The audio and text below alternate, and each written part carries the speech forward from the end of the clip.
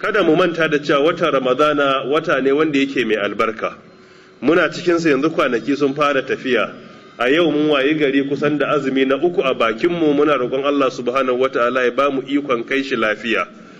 Wannan wata ne da ke da albarka, bako ne da ke zuwa da dukkan alkhairin duniya da lahira, wanda ya sa sahabbai radiyallahu anhum idan Ramadan ne ya zo suna yi wa juna bushara da zuwan watan Ramadan.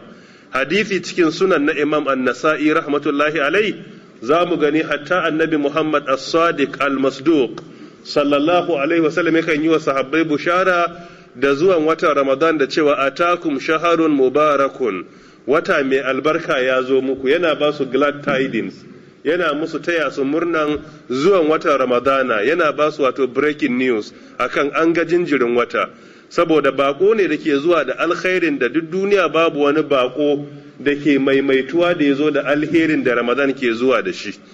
A dukkan watannin musulunci guda 12 babu wani wata da ke zuwa da irin alherin da Ramadan ke zuwa da shi. Akwai alkhairan da idan Ramadan ya wuce iya da matukar wahala mu same su a wani wata kamar yadda ake samun su a Ramadana. Min babil misal, na farko a watan Ramadana hadisi gashi a Bukhari da Muslim ya tabbatar da dukkan shedanu Allah ta'ala yana daure su. Wannan ke bayyana mana biyayya da bauta zuwa ga Allah a watan Ramadana bai da tsananin wahala kamar a sauran watanni.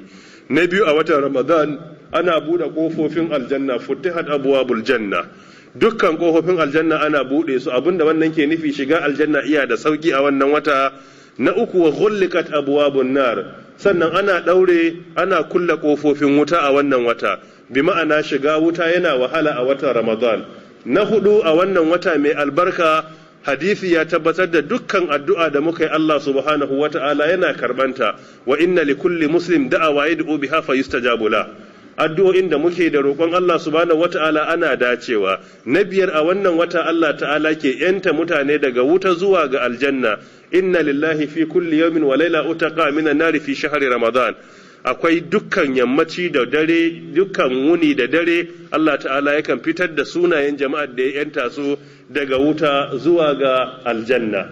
Waɗannan na daga cikin falala na watan Ramadana wanda ba a samu a wani wata. Ga daren Lailatul Qadari, dare ne wanda Qur'ani yace khairun min alfi shahrin, kuma dare ne Qur'ani yace inna anzalna fi lailatin mubaraka, dare ne wanda yake mai albarka. Ibada a cikinsa ya fi ibada da aka yi na shekara 83 da babu wannan dare mai albarka a ciki. Idan Ramadana ya wuce babu tabbacin za a ƙara shaida wannan wata nan gaba.